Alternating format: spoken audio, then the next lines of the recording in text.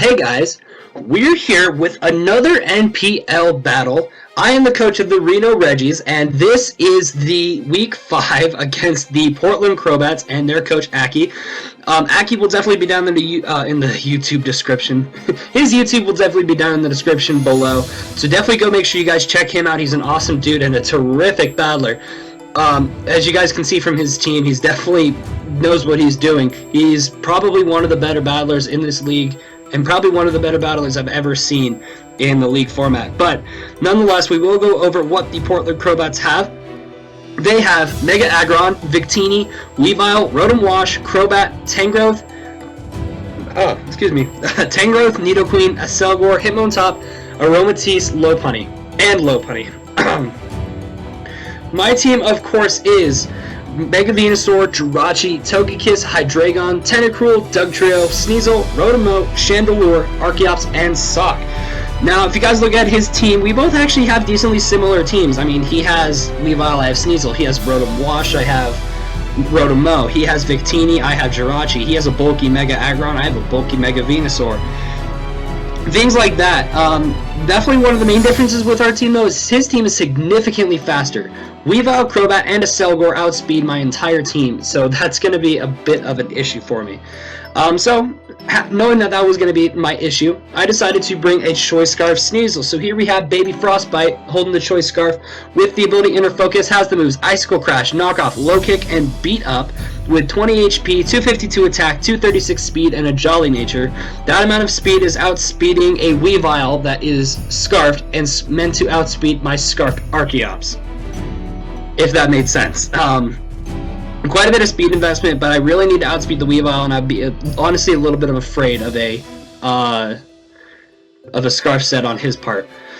Icicle Crash and Knockoff are pretty basic stab. The Low Kick is so I can hit his Weavile, and Mega Aggron for better than Icicle Crash or Knockoff would be hitting. Actually, I think Knockoff would be my strongest move against it, because that would go up to stab, base... base like 97 power, stab would multiply that by 1.5, so it's about like 140 something, 140-ish power. I don't feel like doing math right now. And Low Kick is going to be about a base 120 power, but Low Kick is mostly for Weavile. And Beat Up is probably the weird move here.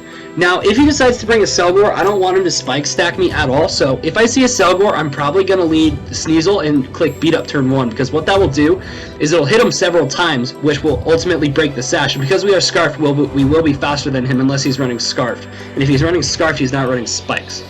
So that's the plan there. We will break the sash and we will kill the Acelgor turn 1, which will be great for us. The next one on this team is our Hydreigon. Triforce, holding the leftovers with the ability Levitate, has the moves Dark Pulse, Roost, Thunder Wave, and Taunt with 252 HP, 232 defense, and 24 special attack with a Bold Nature. That amount of defense guarantees that I take 2 max attack Adamant Choice Banded V-Creates from Victini. I'm honestly expecting him to have mixed Victini, if not special Victini, just because he can run things like Glaciate and Dazzling Gleam to take care of my Hydreigon, which is clearly the best check I have to him. So if not fully special, he would run mixed, but I still have to prepare for V-Create just in case, just because that's a stab base 180 power move coming from a base 100 attack mon. That's like nothing to play around with. Dark Pulse is so I can honestly just not be completely useless offensively. Roost is for my recovery. Taunt is mostly for the Aggron, because we can't really do much to each other, so taunting that thing and preventing him from setting up rocks or going for a Thunder Wave or going for a Toxic or something like that would be beneficial. And then Thunder Wave is for his multitude of speedy threats, things like Victini, Weavile, Crobat, mostly. But it wouldn't be bad for something like if I were to hit the Acelgor or the Tangrowth. It wouldn't be the worst thing in the world. So yeah, that's our Hydreigon set this week. We're going back-to-back defensive Hydreigon, so that's pretty interesting. But nonetheless, the next one on our team is Nettlebane, holding the Venusaur with the ability Thick Fat, has the moves Giga Drain, Hidden Power Fire, Leech Seed, and Synthesis with 252 HP, 204 defense, 4 special attack, 4 special defense, and 4 speed. I did not put the nature on the layout, but the nature is bold, so plus defense minus attack. That amount of defense guarantees that I take a banded max attack Adamant V-Create from the Victini, if you decide to go that route. And then the rest is just put into special defense. I'd be wasting IVs or EVs if I put them into other stats. So that's why we have 4 special attack and 4 speed. Giga Drain is for Grass Stab. It's mostly to hit the Rotom Wash, but also hits the Nidoqueen for neutral damage, which will be pretty important. The things that resist Grass, being Mega Aggron and Victini, notably, I don't really have much to hit either of them unless I'm running Earthquake, and they're taking those like champs. So we're going HP Fire, so we can still hit the Aggron, and we're not completely useless against the Tangrowth if he decides to bring that. Leech Seed and Synthesis. Leech Seed is mostly for the Aggron because whittling that thing down is going to be important, and you can't Toxic it, so this is probably the next best thing besides maybe burning it. And Synthesis is for my own recovery, so a decently basic, physically defensive Mega Venusaur set this week. The next one on this team is Tentacruel. A Cruel Tent holding the Black Sludge with the ability Liquid Ooze, has the moves Scald, Sludge Wave, Rapid Spin, and Mirror Coat with 252 HP, 4 defense, and 252 special defense with a Calm Nature. Fully specially defensive, and this thing is meant to take hit, so I can take hits from Nidoqueen, so I can take special hits from Victini, so I can take T-Bolts and Volt Switches from Rotom. Most notably. I can take a Selgor hits too, but ideally if a Selgor comes, it's dead turn 1. That's, you know, ideal. Scald and Sludge Wave is because my dual stab hits his entire team for the most part. The things that resist poison, being Mega Aggron, Crobat, and Nidoqueen, don't appreciate Scalds, especially in that Nidoqueen. Rapid Spin is to get rid of hazards, and Mirror Coat is because I did need the extra coverage, and maybe we can catch something off guard, like if the Rotom goes for Volt Switch, switches into like Aggron or something like that, and then like a big problem is out of the way. You never know, something along those lines. The next one on this team is Requiem, our Chandelure, holding the Choice Specs with the ability Flash Fire, has the move Shadow Ball, Fire Blast, Energy Ball, and Flamethrower, with 28 HP, 252 special attack, and 228 speed with a Timid nature. That amount of speed is so I outspeed a max speed Timid Nidoqueen that isn't Scarfed. Choice Specs Chandelure is one of the very few things I have to hit the Mega Aggron for a lot of damage. Choice Specs Fire Blast will OHKO, and Choice Specs Flamethrower has a chance to OHKO. So if he's been whittled down, and I'm not willing to risk accuracy, I'll go for Flamethrower. Shadow Ball is to hit the Victini, and Energy Ball is to hit the Rotom, which are 2 of his best switch-ins to my Fire-type moves, of course.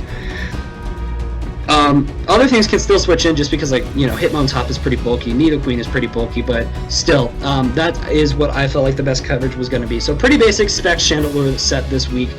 The last one on this team is Richard, our Dugtrio, holding the Focus Sash with the ability Arena Trap, has the moves Stealth Rock, Earthquake, Sucker Punch, and Rock Tomb, with 252 attack, 4 special defense, and 252 speed with a Jolly nature. That amount of speed is honestly just max speed Jolly.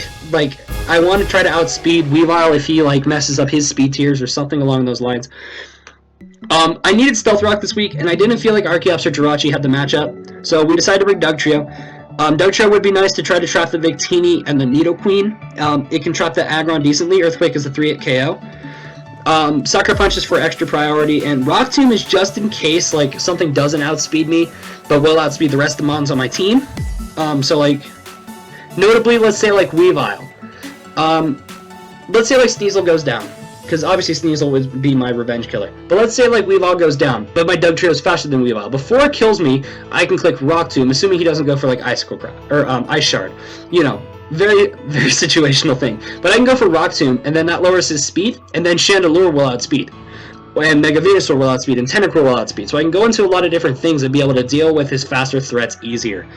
So yeah, decently basic Dugtrio set this week. The only real decent or weird move would be Rock Tomb.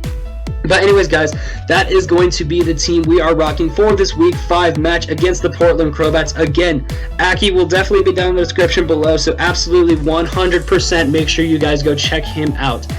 I also want to give a huge shout out to Jazz, who made our amazing Reno Regis logo that you guys see in every team prep video and every battle video. So he will also be down in the description below, Twitter and YouTube, so also go check him out because he's absolutely amazing, and this Reno Regis logo is incredible. But nonetheless, that is going to be it for this video, and I will see you tomorrow at our battle against the Portland Crobats. Later.